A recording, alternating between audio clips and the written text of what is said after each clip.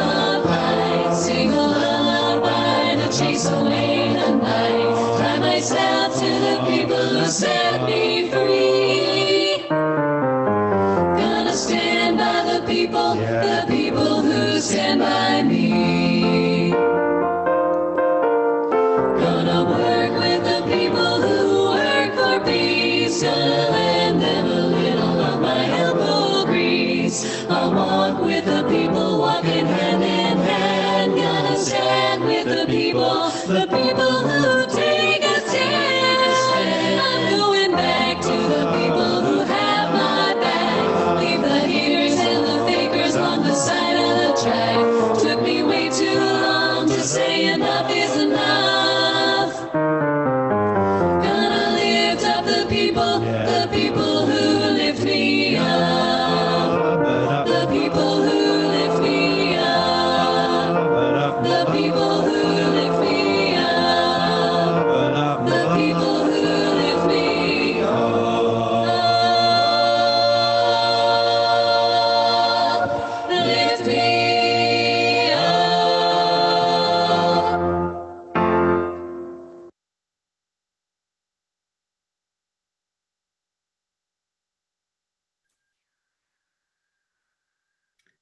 Now it is time to light our chalice with the words of Alice Anacheka Nesmam.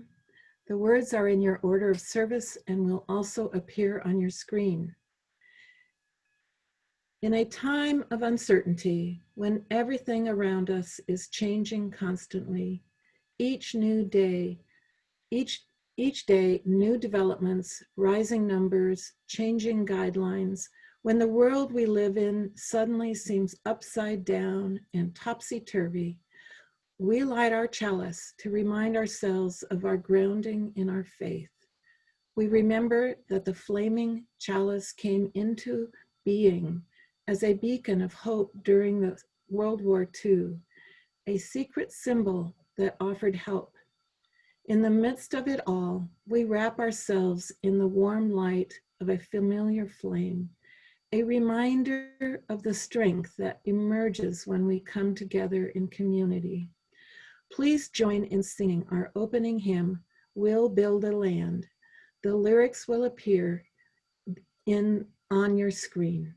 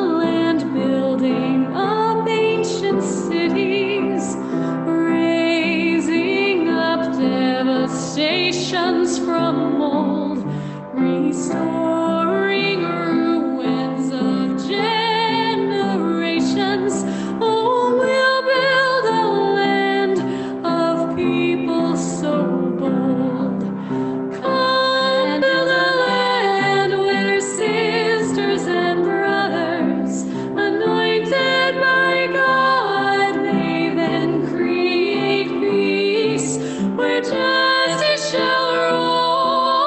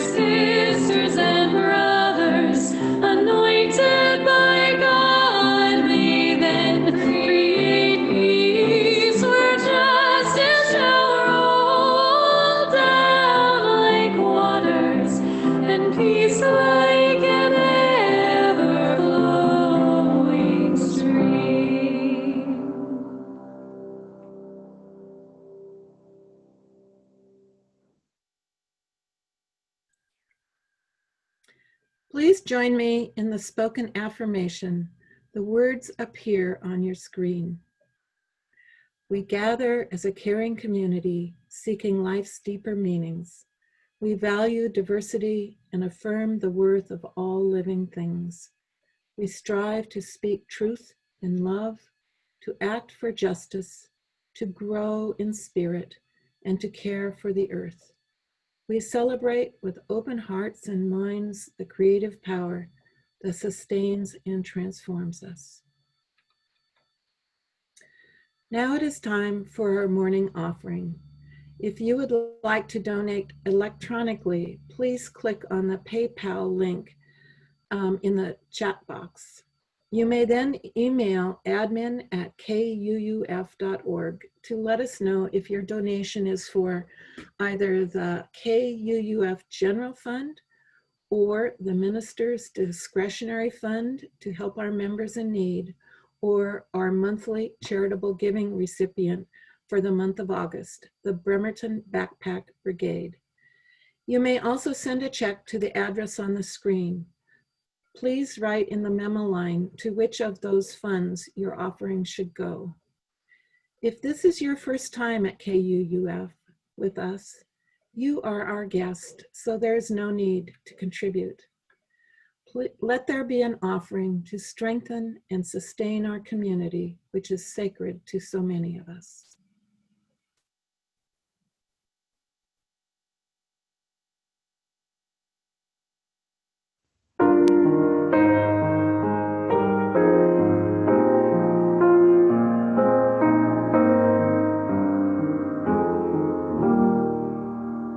Be ours a religion which, like sunshine, goes everywhere.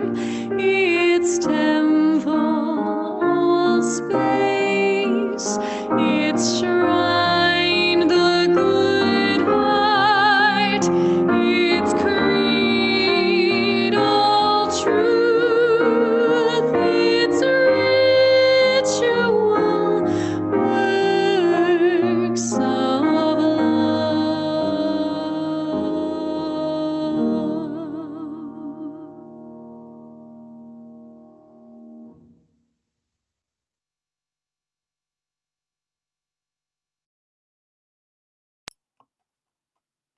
Good morning, everybody.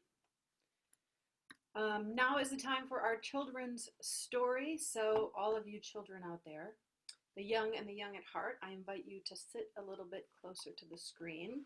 I'm going to scooch over for my young person. So we're going to tell you the story of Greta and the Giants. And this is a tale inspired by a true story of the activist Greta Thunberg, who's been fighting for climate justice ever since she was a young child. Perhaps you remember the climate strikes that Greta inspired last year. We went to one, or a couple, to bring attention to the crisis of the climate change and demand that our world governments change their policies to save our planet. So let's hear this imaginative retelling of this story.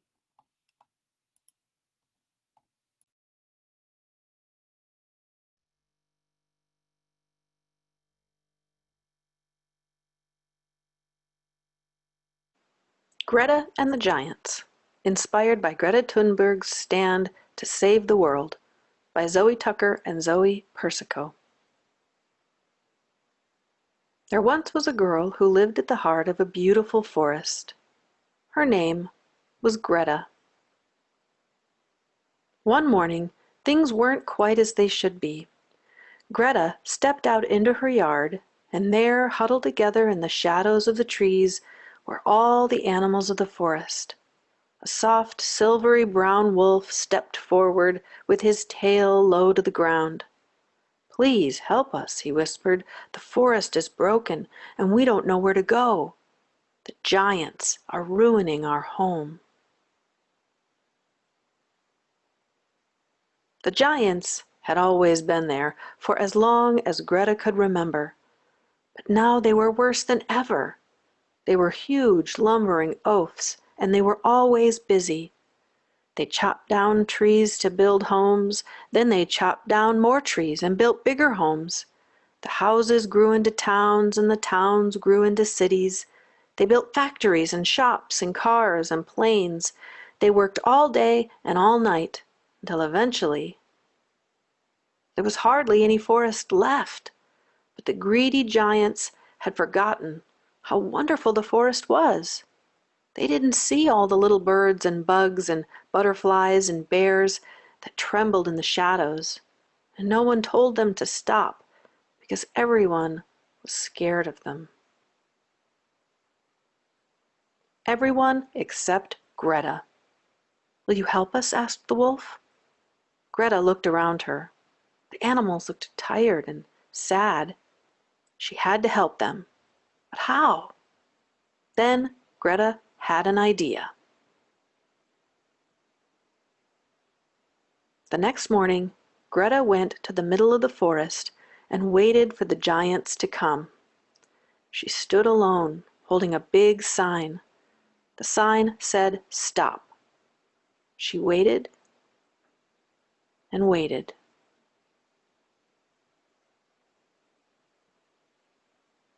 On the first day, the giants didn't see her and lumbered on by, and on the second and third, too. But on the fourth day, something strange happened. A little boy who'd been watching Greta made a sign and came and sat down next to her. He didn't say much, but Greta knew he felt like she did.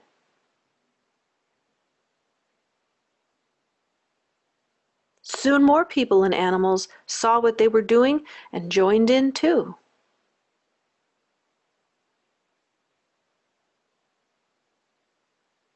Before long, a huge crowd filled the forest, stretching out to the city and the roads beyond.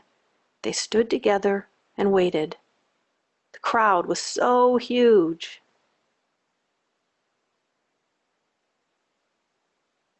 But the giants were stopped in their tracks. "Please stop," Greta cried. "Your greedy behavior is spoiling our home. You've broken the trees and trampled the flowers, and now the bees and birds have flown away. These animals are homeless, and our forest is dying." After Greta had spoken, everything was silent.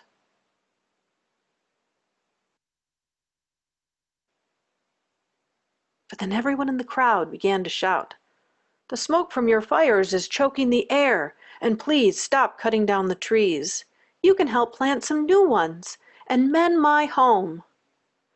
We need to take care of our forest and live together. Will you please try?" they all said. The giants shuffled and fidgeted and stomped their feet on the ground. They were embarrassed and a little bit sad. You see, the giants were so busy building, they didn't see what they were doing to the forest or the animals who lived there. Giants felt terrible. "We're sorry," they said, and they promised to try harder. So from that day on, the greedy giants weren't so greedy. They slowed down and learned to sit quietly. They stopped working all the time and instead took up new hobbies. They stopped chopping down trees and learned all about gardening and living in the forest. They cooked, repaired, tidied, and shared, and before long, the forest became more beautiful than they could ever have imagined.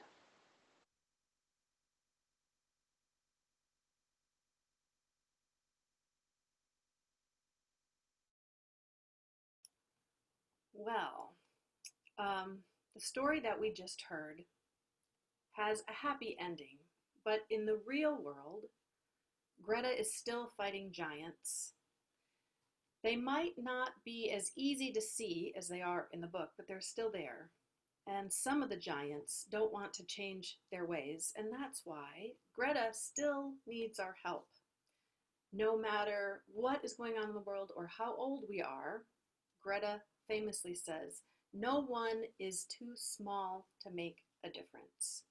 So, what are some of the things that we can do. And if you are watching and you're in the chat, you can put some things in the chat that you do to help stop climate change. We can learn about climate change. That's the first thing that we can do, and educate ourselves. We can attend climate protests. We can write our elected officials and tell them to stop climate change. And we can do things in our daily lives. Oh, I see Brian has put in walk or ride bikes to the library or the store. That's wonderful. Or ride, public transit burns less fossil fuels. We can eat less meat or eat food that is grown locally. And we can do the 4 R's, one of which Beth just put in the chat: recycle. Oh, Rachel says buy local and compost waste. So we can do the 4 R's: rethink, reuse, reduce, and recycle. Rethink our habits, reuse items when we can, reduce how much we buy, and when we do buy something, make sure that we can recycle it. Bonner says, mow weed with rechargeable mower and weed whacker. Joe Walter says, I send messages to Congressman Kilmer to support the Green New Deal. Sharon says, another R is refuse. Ellie, drive a hybrid or all electric car. Marty Bishop says, vote. Joey says, purchase ugly foods. That's a good one. That is a good one. Nikki says, grow your own food. Jessica Demick, use cloth bags instead of plastic. This is wonderful. These are all wonderful ideas. And of course, the last thing that we can do, we can let our lights shine. And we're going to sing our song. Oh, Liz says, I changed what I buy, thinking about how the container can or cannot be recycled. Yes, that's an excellent one. So let's sing our song. These are all ways to let our light shine. And I hope that my tech continues to work okay this morning. We're just going to keep rolling. So let's sing our song. You guys ready? Mm-hmm. Okay. This little light of mine, I'm gonna let it shine. This little light of mine, I'm gonna let it shine. This little light of mine, I'm gonna let it shine. Let it shine, let it shine, let it shine. Everywhere I go, everywhere I go, I'm gonna let it shine. Everywhere I go, I'm gonna let it shine. Everywhere I go, I'm gonna let it shine. Let it shine, let it shine, let it shine. Building up a world, building up a world, I'm gonna let it shine. Building up a world, I'm gonna let it shine. Building up a world, I'm gonna let it shine. Let it shine, let it shine, let it shine. This little light of mine, this little light of mine, I'm gonna let it shine. This little light of mine, I'm gonna let it shine. This little light of mine, I'm gonna let it shine. Let it shine, let it shine, let it shine. Let it shine, let it shine, let it shine. Nice, nice, everybody, letting your lights shine.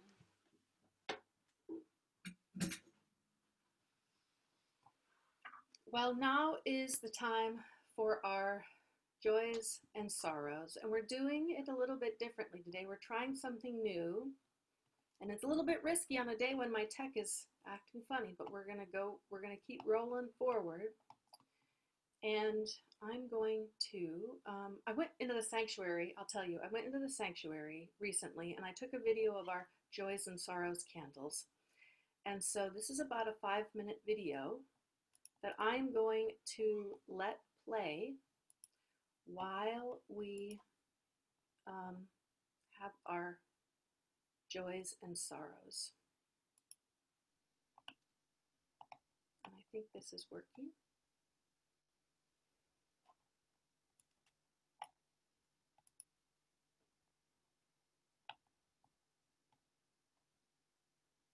And so I want to invite you, if you have a joy or a sorrow to share, you can put that into our chat this morning.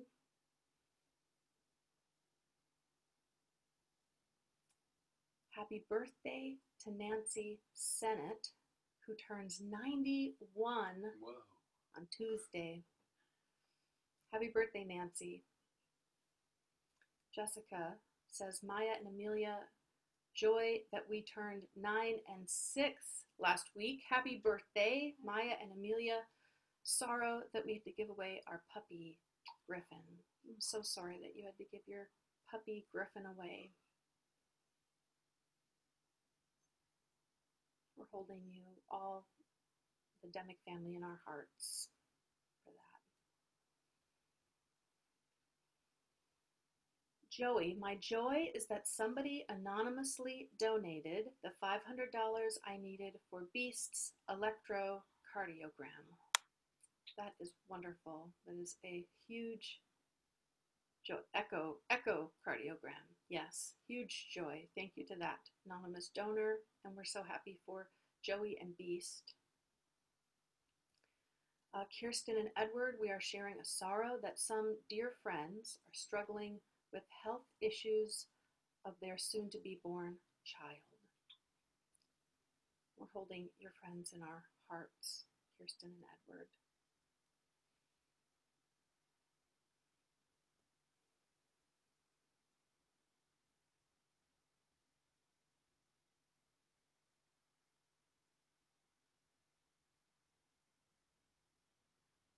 Well, as our, we have from Ryan, joy for my wife Liz and our son Kay. They're the perfect people to be stuck on a desert island with. That's wonderful. Joe Walter says, sorrow for people close to me struggling with depression.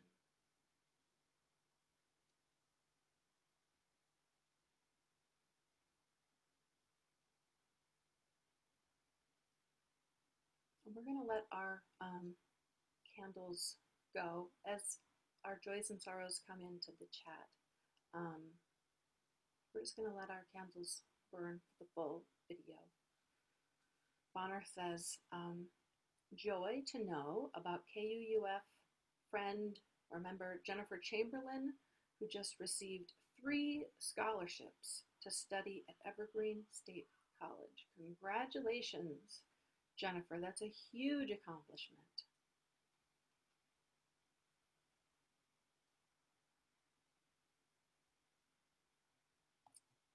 Ellen's joy was participating, this is Alan. Alan's joy was participating in the Ground Zero protest on Monday. Mine as well, Alan. That was a joy.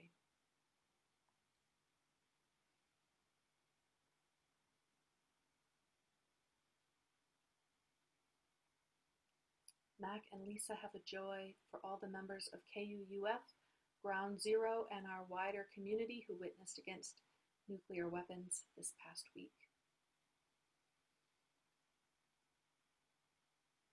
Oh, from Ellie, sorrow for a friend who lost both elderly parents to COVID-19.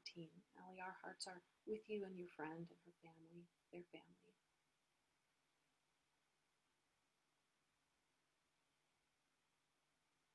For all of the joys and sorrows that we have shared and all the joys and sorrows that remain unspoken in our hearts, those too tender to share, our hearts are with you. Nikki says, grateful for negative COVID test after patient exposure. I'm grateful for that too.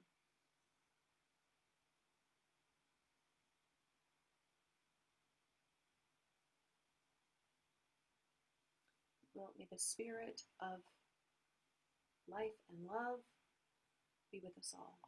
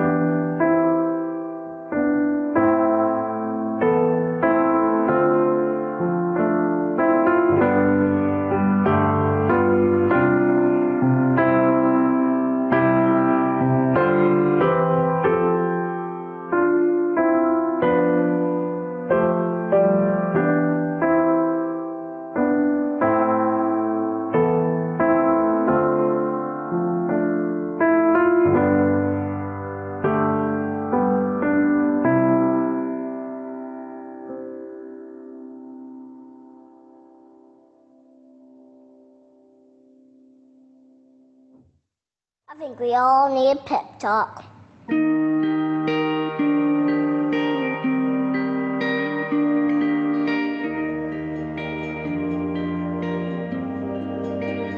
The world needs you to stop being boring. Yeah, you. Boring is easy. Everybody can be boring, but you're gooder than that. Life is not a game, people. Life isn't a cereal either. Well, it is a cereal. And if life is a game, are we on the same team? I mean, really, right? I'm on your team, be on my team. This is life, people. You got air coming through your nose. You got heartbeat. That means it's time to do something. A poem. Two roads diverged in the woods, and I took the road less traveled. It hurt, man! Really bad. Rocks, thorns, and glass. My parts broke. Wah! Not cool, Robert Frost. But what if there really were two paths? I want to be the one that leads to awesome. It's like that dude Journey said, don't stop believing unless you dream stupid. Then you should get a better dream. I think that's how it goes. Get a better dream and keep going. Keep going, and keep going. Will Michael Jordan have quit? Well, he did quit. So he retired. Yeah, that's right. He retired. But before that, in high school, what if he quit when he didn't make the team? He would have never made Space Jam. And I love Space Jam. What will be your Space Jam? What will you create will make the world awesome? Nothing if you keep sitting there. That's why I'm talking to you today. This is your time. This is my time. It's our time. We can make every day better for each other. If we're all on the same team, let's start acting like it. We got work to do. We can cry about it, or we can dance about it. We were made to be awesome. Let's get out there. I don't know everything. I'm just a kid. But I do know this. Because everybody's doing to give the world a reason to dance. So get to it.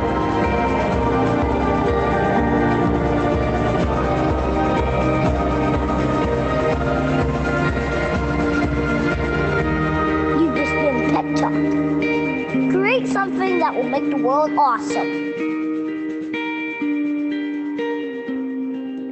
Play ball.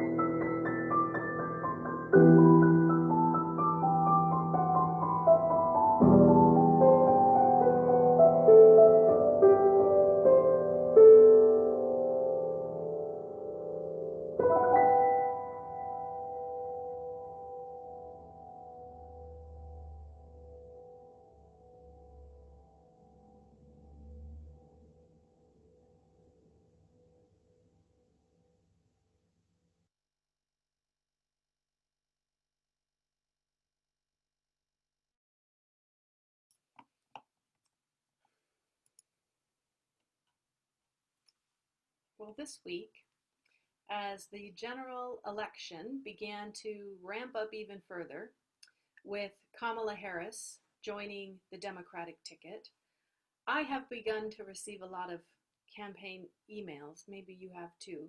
A lot of emails asking for money, asking for support, and asking which topics in our current political conversation matter the most to me. And in these emails, I am faced with a choice. What do I want my candidates to focus on? Is it women's rights, LGBTQ rights, civil rights, environmental justice, Social Security, prison reform, workers' rights, healthcare? The list goes on. I'm supposed to choose what is the most critical, most important issue. And I haven't been able to answer any of these polls because the question itself confounds me. First of all, how could I choose one over the other? The moment I begin to click and say, yes, civil rights are my greatest concern, I see workers' rights and prison reform and environmental justice, and I think all of that is equally important. And in fact, it is how these issues intersect, how these injustices pile up on one another, that creates the greatest iniquity, the greatest cruelty in our society. What I want is for my elected officials to figure out how to go directly to the source of all these problems, prioritize those who live and experience oppression at the intersections of those issues, and help those folks first. Lift up those people. Why isn't that an option on this list? I've seen it before. It's called D, all of the above. If there's one thing progressives have learned over the years, fighting for equal rights, for human rights, it is that we can't isolate a problem and expect to fix it. When we have tried, when we have attempted to say, okay, first we will fight for the rights of these people, and then we'll come back for the others. For instance, when white progressives prioritized the right to vote for white women at the expense of voting rights for Black women and women of color, when we've done that, we have ended up further marginalizing and subjugating the most oppressed. And in turn, we have gained what appears to be freedom by entrenching ourselves even deeper into systemic problems like institutionalized misogyny and racism. When we gain power by aligning ourselves with it rather than dismantling it, we silence ourselves from ever naming it again. Because our freedom and the rights that we've gained become conditional, based on our complicity, and then we can't go back. We can't help anybody else. When we lift ourselves up first, power always dictates that we have to keep going, keep pushing, keep putting ourselves first in order to hang on to the little we have been given. We have learned this over and over again, but power is alluring, and it is easy to convince ourselves that we will change the system and do it differently. But we often don't have a blueprint to do it any other way. As a female religious leader, much of the models that I have been given for ministry have been ones that do not appeal to me, ones that put a single person at the top of a very dangerous looking pedestal. Over and over, when I refuse to climb up there, I am warned by well-meaning people that I'm missing an opportunity. But thankfully, I have trusted colleagues and loving congregants and my own instincts that tell me otherwise. There is another way. Evolution happens, progress happens, not when we go it alone, but when we work together, and when no one and nothing gets left out. This summer, at the Unitarian Universalist Association's General Assembly, Naomi Klein spoke as the Ware Lecturer. This is the central lecture of the entire assembly, keynote speech, if you will. Naomi Klein's work focuses on climate change environmental justice, and what she calls disaster capitalism. She's written several books, but her most recent is titled On Fire, The Burning Case for a Green New Deal. Naomi Klein, of course, was supposed to speak in person at General Assembly, but because of the pandemic, the entire gathering was all online. And Ms. Klein spoke about this and said, since the time of being invited to give her speech, our national collective focus had shifted, understandably, away from climate change and toward the liberation of Black and brown lives. And she said, we have to remember, all of this is interconnected.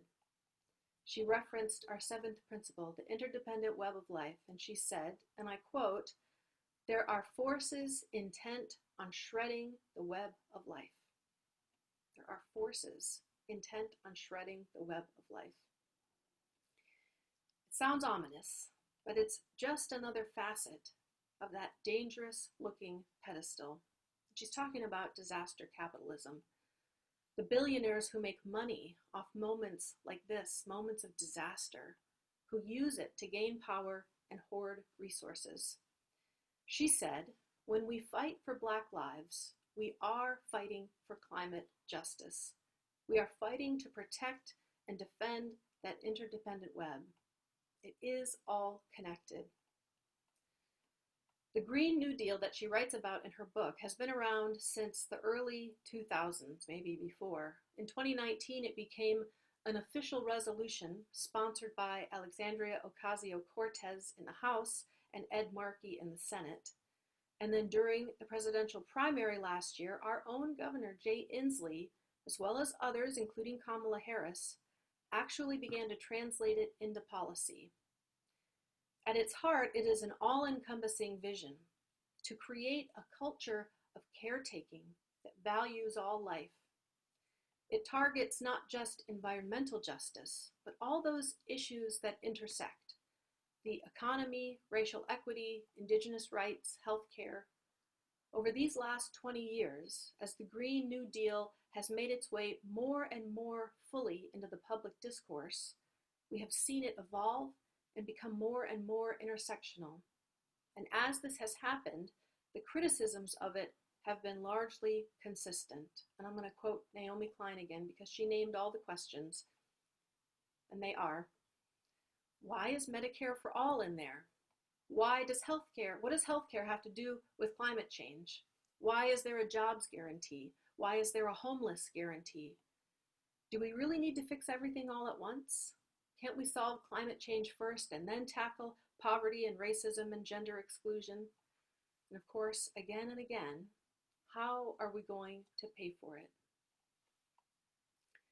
Well, the fear of radical change, the request to slow down justice, to choose the most important issue and fix that first, because it's impossible to change everything overnight. In the last several months, this fear has been exposed for the lie that it is. Things are changing fast, and we are responding. We have experienced a radical shift in our daily lives, quarantining ourselves and wearing masks and maintaining physical distance. We have learned how to work and go to school, how to worship and even date all online over video, though some of us are still getting the hang of it. And while we have been rapidly adjusting to this change, corporations and our government have taken advantage of this moment with disaster capitalism on full display, where companies like Amazon earn over $10,000 a second and use none of it to improve the lives of their workers. And the ever-emboldened fascism of our government, who just this week, rather than saving our struggling National Postal Service, seems to be finishing it off right before our eyes, putting our right to vote in a free and fair election in greater jeopardy than ever. I will tell you unequivocally, to live our UU values, we must protect the right to vote, and we must actively take part in the democratic process. One of the big programs right now through the Unitarian Universalist Association is called UU the Vote. And if you want to learn more about it, you can actually text VOTE LOVE to 555. That's vote love, all one word, to 51555. Or you can go to uuthevote.org and join the mailing list. They have all sorts of opportunities to get involved and to bring out the vote in battleground states. There are things you can do from home to make sure people are voting, that they are registered, that they have access and understand the issues. And if you've never done this before, this is the election, and now is the time. Because there is no way around it. We are in a time of radical change. Our fear of things moving too fast no longer applies. We simply have to get to work.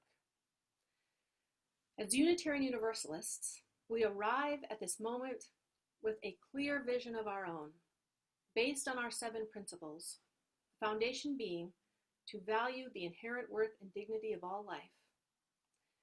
Naomi Klein, in her remarks at General Assembly, quoted science fiction writer Kim Stanley Robinson, who observed the scale and speed with which our societies are changing, and said, "The virus is rewriting our imagination. We are seeing that deep change was always possible, and that is both radicalizing and empowering." In other words, this disaster that we are experiencing, which capitalism and those in power are attempting to exploit for their own benefit, is an opportunity. We must commit to living our values. We must believe that we can make our vision a reality. We have to vision it first. We have to see it first in our imaginations before we can make it real. There has never been a time in our lifetimes when the opportunity to build the beloved community, to live into that call, there has never been a time when it was more possible. The beloved community, of course, is not a fixed destination. It isn't some real place at which we literally someday arrive. It is a vision that calls us forward, a spiritual path to which we commit, a way of being, of living both here and now and aspirationally. And it is when we are the most vulnerable, forced to be the most real and the most honest with ourselves and one another, when we are forced to depend upon one another, that is when the beloved community is closest at hand. We are in the midst of writing a new story. During the civil rights movement, Sam Cooke sang a song called "A Change is Gonna Come." It's been a long time coming, but now we are here. Change has come, and it is up to us to make sure that as change rolls on, the interdependent web of life is protected. We know what corporations and fascist governments want to do to take advantage of this crisis for their own benefit. And we know what we have to do. The task is clear. The story is being written. And we have an opportunity now to write it anew. We have already begun to write this story at KUUF, a story of shared ministry, a story of mutual caring, where how we are together is more important than any task or deadline. Always putting our relationships first, always putting people first. This is exactly the vision that we can bring to this cultural moment, so that we not only survive these times, but if we stay true to ourselves and our covenants with one another, we thrive. Refusing the story of disaster capitalism, of fascism and power over, and instead write the story of the beloved community, of a Green New Deal, of a multicultural, multiracial, multigender America, where all life is valued, where everyone is allowed to thrive, and where we protect the web of life. A society based around a culture of caretaking, in which no one and nowhere is thrown away.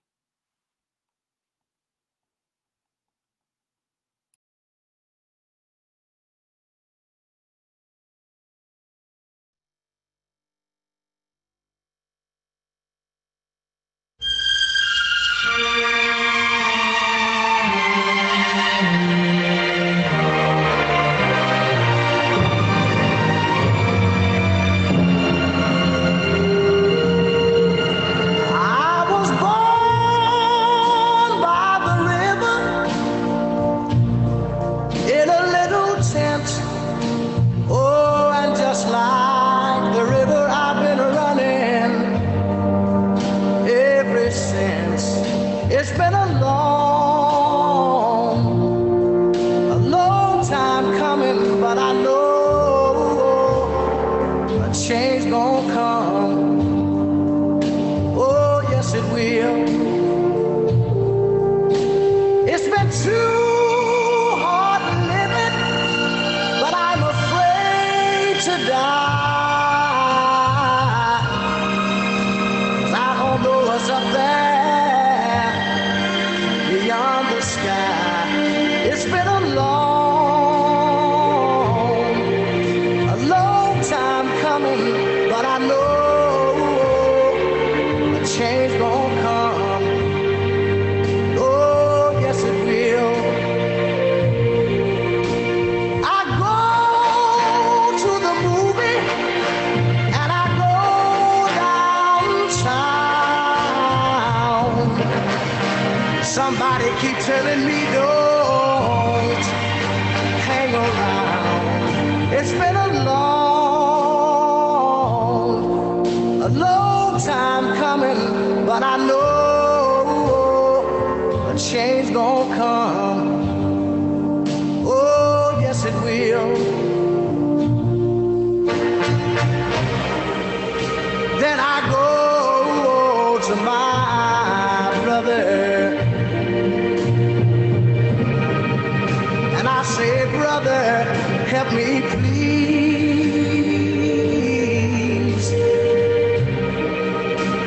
But he winds up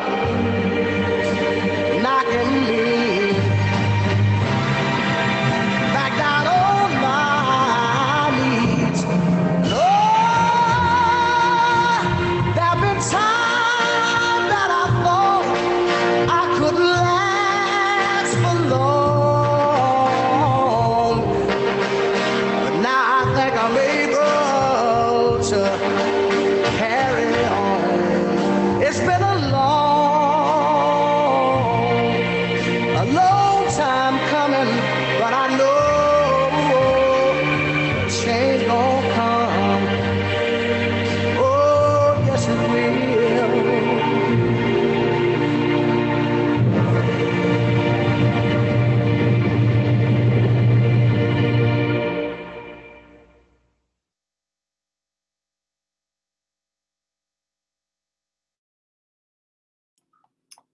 Well, now is the time in our service where we set an intention and choose our word for the week ahead. You can choose a word or phrase, and if you feel called to, you can put that in the chat, and I will read those aloud. Diligence, resilience, mend, love, care for Mother Earth, love, hope, listen, breathe,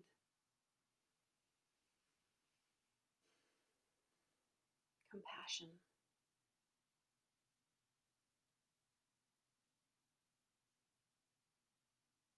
And we have a wonderful new person visiting, Liz. Welcome, Liz. I see you in the chat.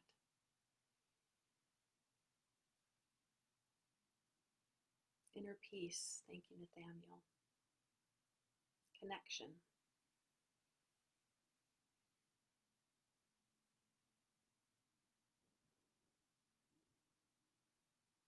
Live.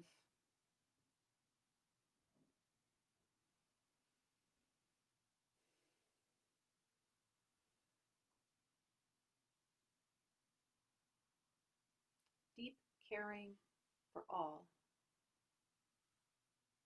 Owen says laughter. Thank you for that, Owen.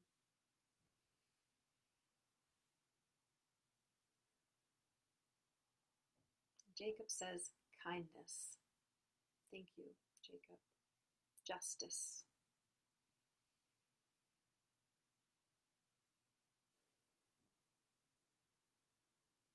Perseverance.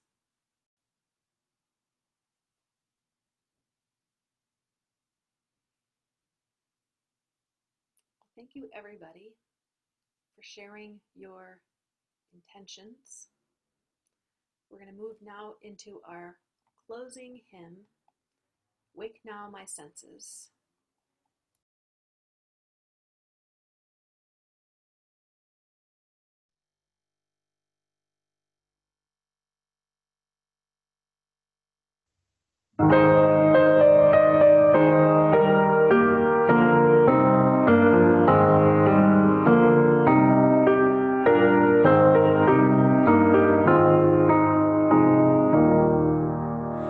Wake now my senses and hear the earth call. Feel the deep power of being in all. Keep with the web of creation your vow. Giving, receiving as love shows us how.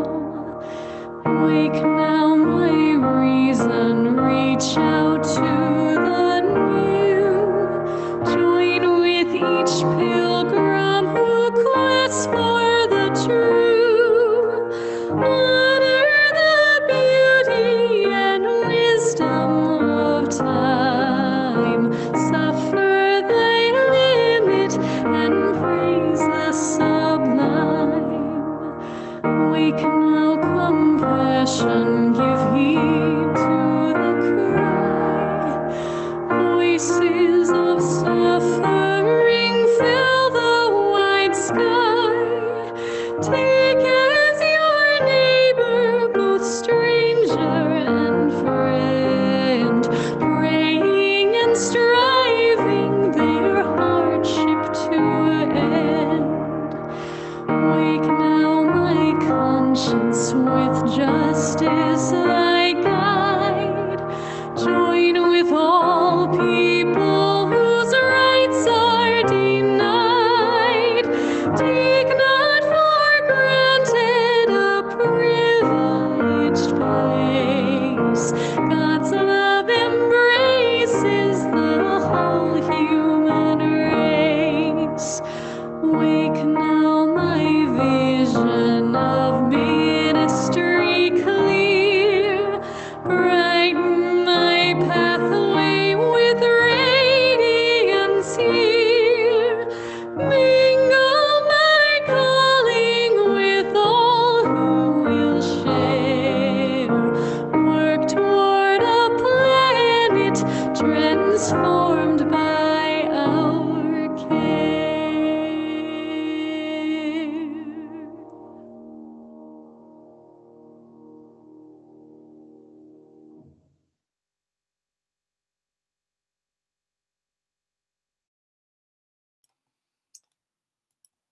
Well, thank you, everybody, for being here today. Please join us after this for coffee hour. I will put the link and the password in the chat. Especially if you're new, please come and say hello to us. We'd love to meet you. Liz, I see you were in the chat. I'm so glad you're here. If you're calling in on the phone, the number to call is the same number that you use to access this webinar, but the meeting ID is 438-451-134, and the password is FAITH with a capital F, F-A-I-T-H. So let us now extinguish our chalices. May we carry the light of this flame, letting it burn bright in our hearts, empowering us and bringing us hope, calling us to action, reminding us that though we may be physically distant, we are not alone. Amen. Ashe. May it be so.